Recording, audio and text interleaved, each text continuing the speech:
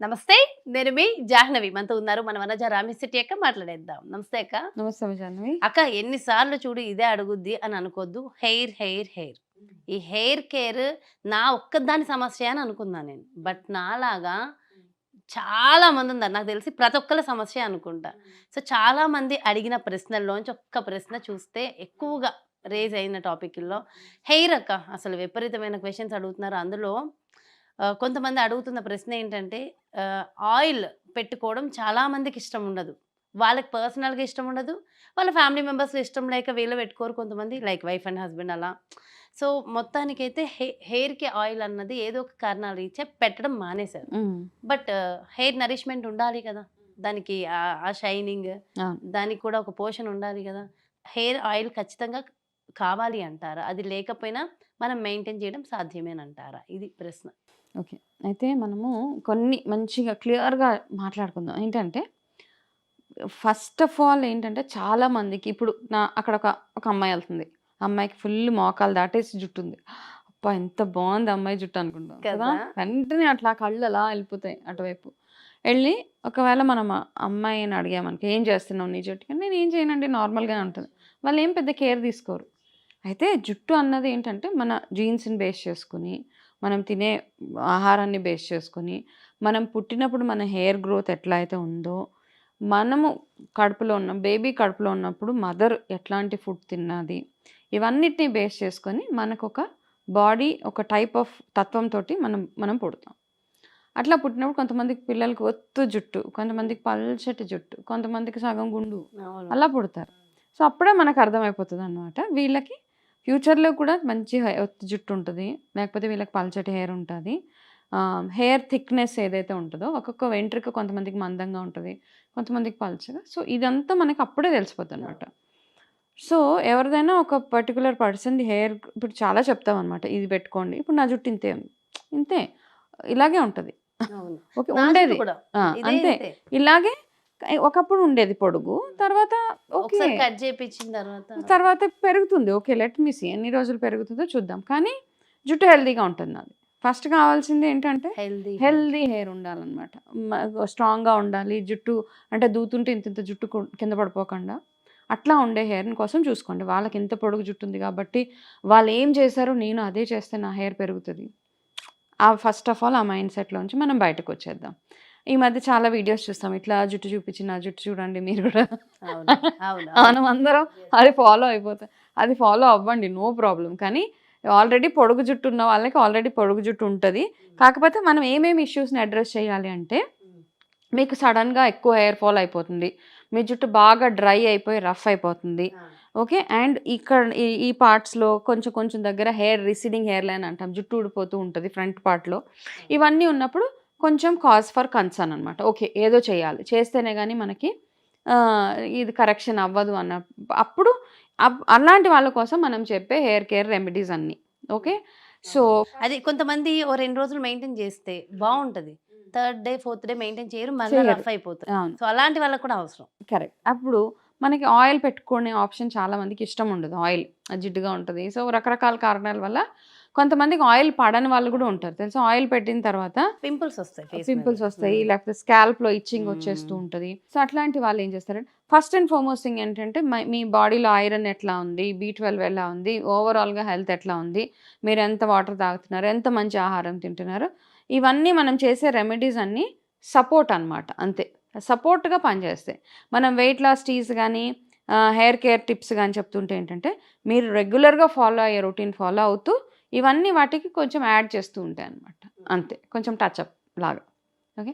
So, ఎవరికైతే oil పెట్టుకోవడం ఇష్టం ఉండదో, వాళ్ళు చేయాల్సిన ఒక చిన్న హోమ్ రెమెడీ ఇంట్లోనే కిచెన్‌లోనే దొరికే 3 ఇంగ్రీడియెంట్స్. ఏంటి? 1 అవిసె గింజలు ఫ్లాక్స్ సీడ్స్, 2 మెంతులు, 3 గులాబీ రెక్కలు. ఓకే. ఈ మూడిటిని ఏం చేస్తామంటే, ఒక స్పూను అవిసె గింజలు తీసుకోండి. ఇది నైట్ సీరమ్ లాగా తయారు చేసుకోవడానికి. ఓకే. ఒక స్పూన్ అవిసె గింజలు, ఒక ఒక స్పూను మెంతులు తీసుకొని 400 ఎంఎల్ వాటర్‌లో 400 ఎంఎల్ అంటే ఆల్మోస్ట్ ఒక హాఫ్ లీటర్ కంటే కొంచెం తక్కువ వాటర్‌లో మరగబెట్టేసేయండి. ఈ రెండిటిని మరగబెడితే మీకు లైట్‌గా ఎక్కువ వాటర్ పోస్తున్నాం కాబట్టి చిక్కటి జెల్ కాకుండా ఒక జెల్ ఫామ్‌లో తయారవుతది. ఇది మరుగుతున్నప్పుడే చక్కగా ఇందులో రోజ్ పెటల్స్ వేసేసేయండి. ఫ్రెష్ రోజ్ ఉంటే బెటర్. రోజ్ లేకపోతే ఓకే, నో ప్రాబ్లం. మీకు రోజ్ మేరీ ఆయిల్ అని దొరుకుతుంది. జస్ట్ 1 or 2 డ్రాప్స్ వేయండి. ప్రిఫరబుల్గా ఫ్రెష్ రోజ్, రెడ్ రోజ్ వేసేస్తే మనకి నాటు గులాబీలు దొరుకుతాయి, భలే వాసన ఉంటాయి అవి. అలాంటివి దొరికితే మళ్ళీ మంచిది. ఓకే, అవి వేసేసి చక్కగా మరగబెట్టేసి ఒక 5-10 మినిట్స్ మరిగించండి. చక్కగా తీసేసి పక్కకి అది చల్లారి పెట్టేసి స్ప్రే బాటిల్స్ దొరుకుతాయి కదా ఇప్పుడు మార్కెట్లో, స్ప్రే బాటిల్స్, ఫేస్ మనం రోజ్ వాటర్ స్ప్రే చేసుకునే అట్లాంటి బాటిల్లో ఏం చేసుకుంటారంటే ఇది వేసేసి చక్కగా మీరు హెయిర్కి అంతా అప్లై చేసి స్ప్రే చేసుకుంటూ ఒక్కొక్క మెల్లిమెల్లిగా చిన్న చిన్న పార్టిషన్స్ తీసుకుంటూ చక్కగా హెయిర్కి అప్లై చేసి మసాజ్ చేసేసి వదిలేయండి. ఓకే, ఒక 5-10 మినిట్స్. మీ బ్లడ్ సర్క్యులేషన్ కూడా చాలా ఇంపార్టెంట్ మనకి. అయిపోయిన తర్వాత ఓవర్ నైట్ వదిలేసేసుకోవచ్చు. సో దీనివల్ల ఏంటంటే మీకు జుట్టు జిడ్డుగా ఉండదు. అండ్ మీకు ఏవైతే డౌట్స్ ఉన్నాయో అది ఓవర్ నైట్ ఉంచేయచ్చు. ఓవర్ నైట్ ఉంచేయచ్చు. ఎవరికైనా సెట్ అవుతుందా అక్క? ఎలాంటి side effects? No side effects.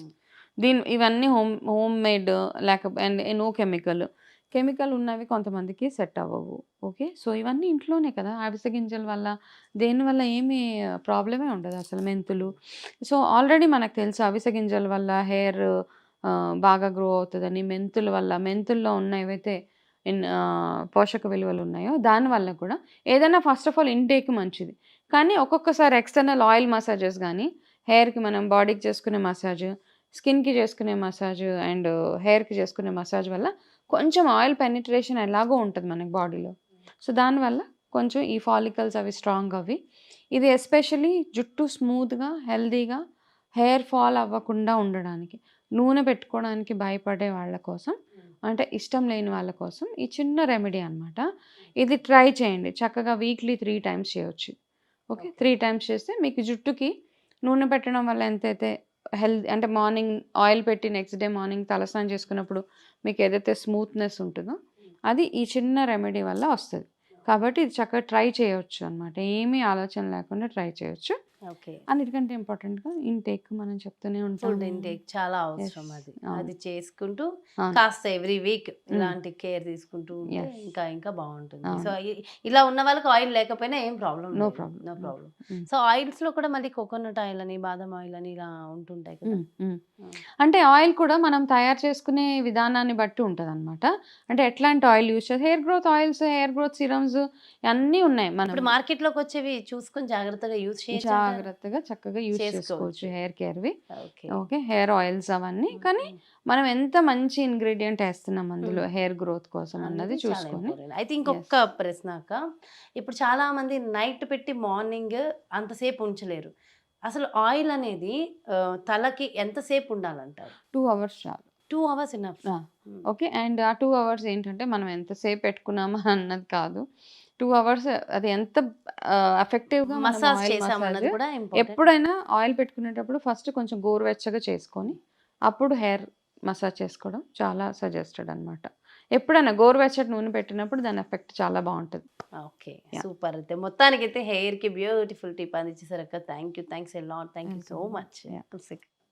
So చూసారు కదండి, ఎవరెవరికైతే హెయిర్ సమస్య నాలాగా, ఎవరు ఈ హెయిర్ ఇలా రఫ్గా ఉంటుంది, అప్పుడు దీన్ని ఇంకేదో డిఫరెంట్ హెయిర్ స్టైల్స్ వేయాలన్నా కుదరట్లేదు అనుకునే వాళ్ళందరికీ, అంటే ఆ హెయిర్ని ఎలా మెయింటైన్ చేయాలి, దానికి కూడా పోషణ ఎలా ఇవ్వాలి, ఆయిల్ లేకుండా కూడా మనం హెయిర్ని జాగ్రత్తగా హెల్తీగా మెయింటైన్ చేయడం సాధ్యమా, వీటన్నిటికీ ఎంతో చక్కటి సమాధానాలు చెప్తూ మంచి మంచి రెమెడీస్ కూడా మంచిగా అందించేశారు కదా. సో మరి బ్యూటిఫుల్ కాన్సెప్ట్తో మళ్ళీ మీ ముందుకు వస్తాం. మరి అలాగే హెల్త్కి సంబంధించి మీకు ఎలాంటి సందేహాలు ఉన్నా డెఫినెట్గా కమెంట్స్ రూపంలో తెలియచేయండి, లేదంటే మెసేజ్ చేయండి. సో వాటికి సంబంధించిన టాపిక్స్ కూడా వనజక్క మాటల్లో తెలుసుకుందాం. మరి అదేవిధంగా మీ అందరికీ తెలుసు, వనజక్క యాజ్ ఎ న్యూట్రిషనిస్ట్ చాలామందికి న్యూట్రిషన్ డైట్ ఇస్తారు. సో వనజక్క అపాయింట్మెంట్ ఎవరెవరైతే కావాలనుకుంటున్నారో క్రింద డిస్ప్లే అవుతున్నటువంటి నెంబర్స్కి వెంటనే కాంటాక్ట్ అవ్వండి. నమస్తే.